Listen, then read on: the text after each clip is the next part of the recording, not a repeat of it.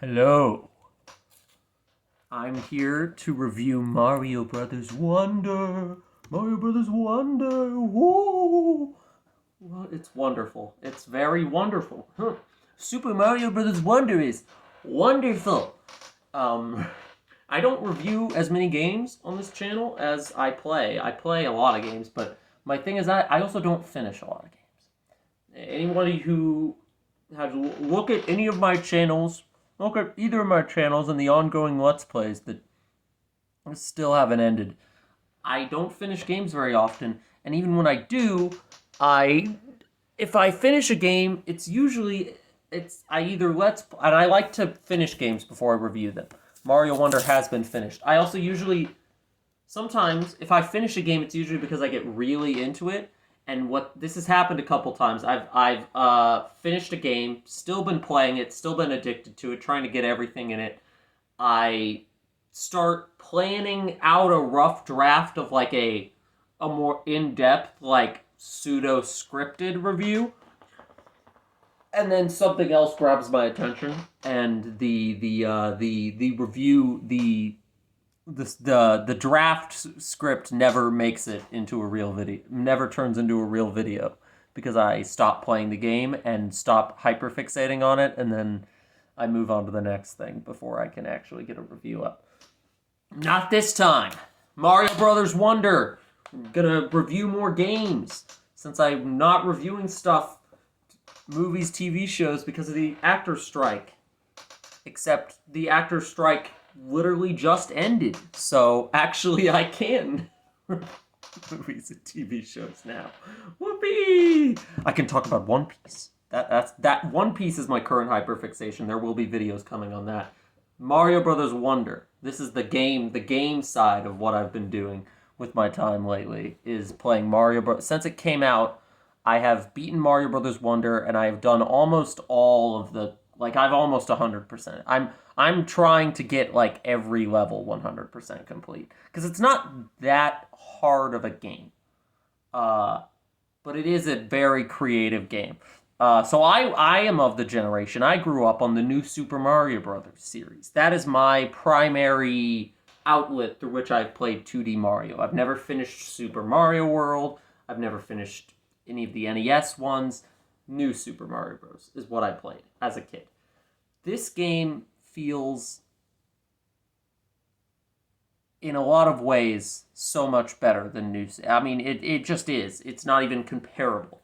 Mario Brothers Wonder has so much personality, so many mechanics baked in. It feels like they took inspiration from 3D Mario, like there are levels and power ups. Like the drill suit feels like it's literally a galaxy power up.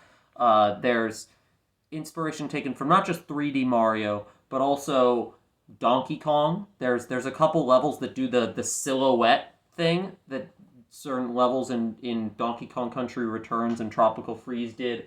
There's levels that feel inspired by Mario Maker. Like there's one level where you're riding a Lakitu cloud for most of it. There's another level that is really heavy on switches and doors. There's another level that has a bunch of those muncher enemies that you can't kill that like make up long platforms. Like that's straight out of Mario Maker. In every way this game, but it takes these ideas that have been seen before and splashes something in that's never quite what you expect, never exactly where you think it's going to go, and always not something you could just make in a simple level editor. It really feels like they looked at Mario Maker and they said, well, how do we make a Mario game that definitively could not be made in a level editor? This game could not be made in a level editor, and the big reason is simple. The Wonder Flower. The Wonder Flower is this item, and it exists in every level. You get it, something wacky happens in the level. Something wonderful. The level will... There's musical numbers. There's top-down camera angle switches. There's transformations. There's...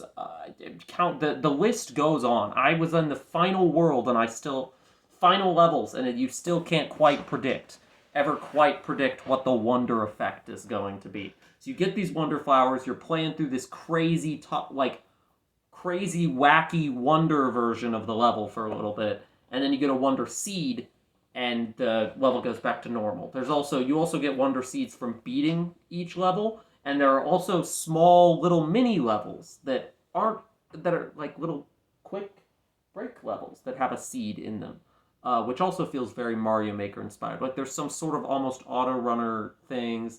There's these little short puzzle levels with like there's one I can think of where there's a big pipe and there's hidden blocks and you have to figure out how to get up above the pipe. I'm like, this is just a Mario Maker level.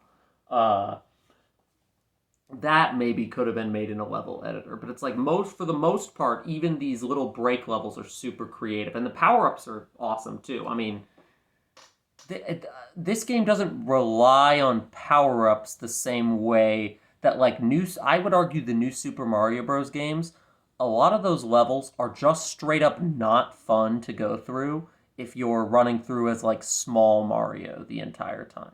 Like they New Super Mario Bros. Throws more. They give you more power ups. There's more power up blocks in a level in the average New Super Mario Bros. Level than there are in Mario Wonder levels, but that's because a lot of the levels in that game are almost reliant on in those games are almost reliant on the power ups to be fun. Mario Wonder levels are not reliant on the power ups to be fun, even without this is the metric of how creative and imaginative this game is compared to the new Super Mario Bros. Series. Even without the Wonder Flower and all the wackiness that entails, I think the levels themselves, even without the wacky effect thing, would still be, on average, more creative than what New Super Mario Bros. Was doing. The worlds feel there's more secrets to find. There's the world theming is not just like grassy plain, desert, snowland. There is a desert world, but the desert world is so much more creative than the desert world is one of the best ones in my opinion because there's all these that's the one that has the most hidden levels, hidden secrets. You're free roaming around the world map very, very much in the style of how Super Mario 3D World did level selection. Like, it's literally the same thing where you're running around a 3D space and you can jump, but you can't really do much else. And there's, levels to select. But, Mario Wonder has a lot more hidden pathways, hidden levels, hidden things to find, especially in the desert world, which is World 4. I would say World 4... after you beat World 3 is when the game really picks up. The first 3 worlds are still incredibly imaginative, but they are also very easy. And I say this, I feel even compared to the new Super Mario Bros. Games, they're a little easier. It's hard to accurately compare because I am now a 24-year-old man, and I was 14 when I was playing. I was a much younger gamer when I played the new Super Mario Bros. Games. But I feel like Mario Wonder levels are shorter. That's the main thing. It's not that they're way easier; they're just shorter. If I had one sort of critique of the game, I wish the levels start to get longer by the end. But I wish that they were a little more. Some of them do feel like run through a level for 2 minutes, do a crazy wacky Wonder Flower thing for another minute, and it's over. And it some of them do feel a little brief, especially if you do have power-ups and you're able to just kind of dart through the levels. This game would benefit from a time challenge for the levels, how fast can you run through the level kind of thing, because the levels are a little shorter. I don't know if there is something like that. I certainly haven't unlocked anything like that, and I've gotten most of the stuff in the game. What was I gonna? I had a point I was gonna make in regards to that. Oh yeah, the other thing that makes me think a time challenge or just more challenges in general would benefit the game is the introduction of the badge system. The badge system is an awesome way of so this is a common Nintendo game problem where getting everything in the game or unlocking the secrets of the game don't really like the rewards for doing that are never they're usually just more gameplay. Like you do gameplay to get more gameplay, and that's as simple as it goes. With Mario Wonder's badge system, there are actually some cool tangible rewards for going out of your way, finding secret stuff. I thought I had scoured each world pretty thoroughly, and then I found the expert badges. And spoilers, kind of. It's a 2D Mario game if you really care that much. I click off, I guess. But in World 6, there's a pathway that requires you get like 25 seeds. And I got it, and I was thinking, oh, is this going to be like another boss thing or something? I found a bunch of expert badge challenge levels that they're levels where the game auto equips a certain badge. You do a challenge built around that badge. Badges in this game do things like they increase your dash speed, or they let you wall jump higher. Like they're expanded gameplay abilities that are all really varied and really fun. But these expert badges, I was finding the second challenges for all of them were in this little pathway, which then made me realize, oh my god, there's first challenges for each of these that I just didn't find in the earlier worlds, despite like really looking for stuff and like going back to the worlds and exploring them. I didn't find these any of these expert badge challenges, and now I've gone back and found them, but it was like, I was pretty close to beating the game, and I was like, wow, there's a whole like bunch of secret content I didn't even like. There was a couple pathways in previous worlds I just didn't even unlock, and that is absolutely crazy. The other thing that makes the game open up more, I was gonna say this, but I forgot. Like after World 3, you unlock World 4, 5, and 6. You can do in any order, and there's World 7 is like this hub world that's in the middle of the other 6 worlds. So you're kind of coming back to it, doing a couple levels, going to the next world, coming back to it. It really has this nice open feel after you beat World 3. There's this very... World 3 was the worst world. I'm just going to say it. It had the least amount of seeds. There was this dumb trial thing where this, like, master Poplins are like the toads in this game, and he was, like, giving me trials. All the levels were themed around being a trial. And it was like, he would talk after every level, and I'm like, bro, I don't care. World also didn't have a boss fight. Boss fights are the other major knock on this game. It's just Bowser Jr., and then, the final boss is good. I really liked the final boss. But the other ones are just Bowser Jr. using Wonder Flowers to, like, affect things, but it's not that imaginative how he does things. Like, it's just like, oh, the levels, oh, there's water on the map on the boss fight now. Oh,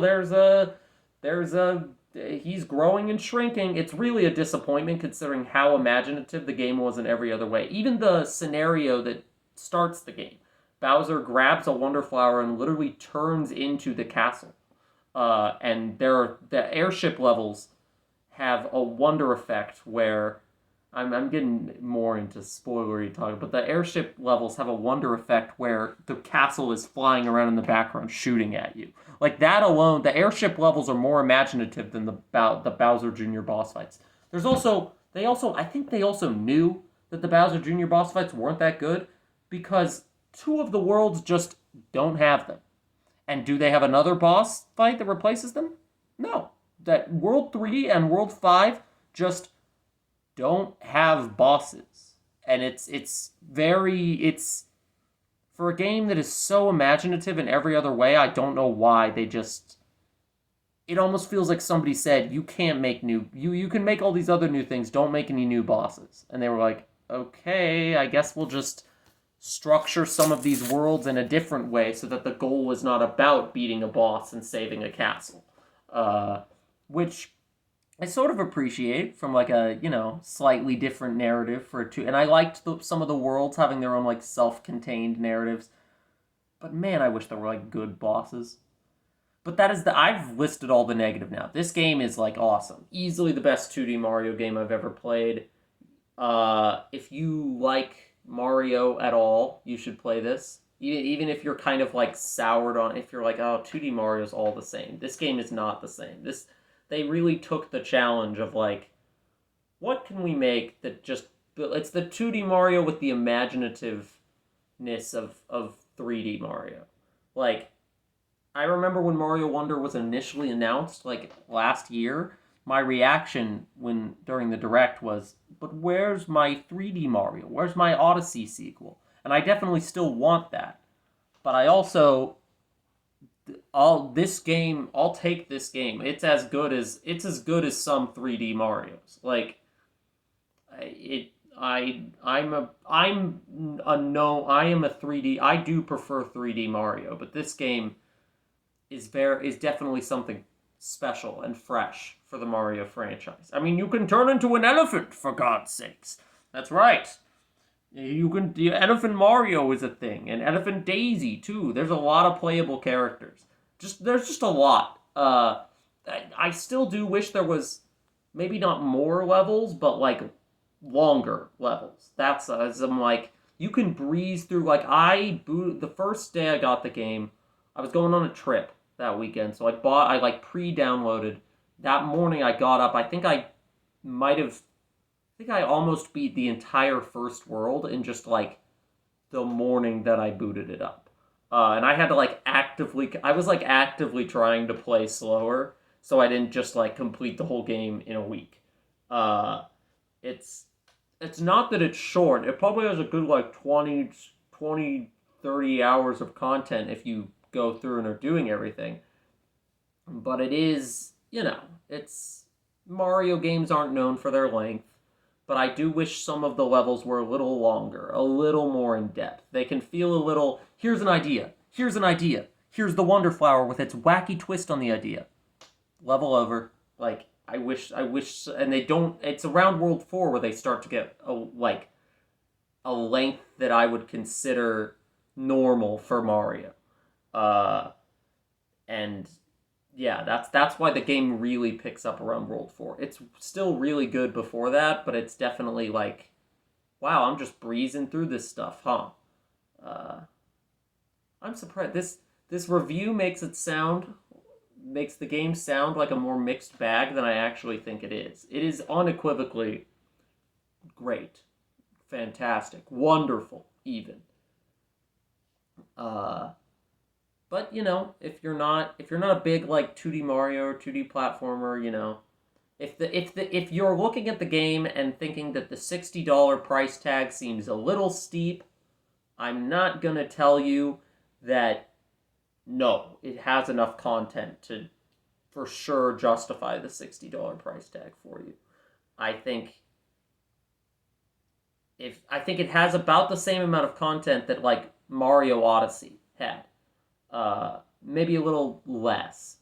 Uh, but I think it'll maybe a little less, but also Mario Odyssey's content is quicker, faster.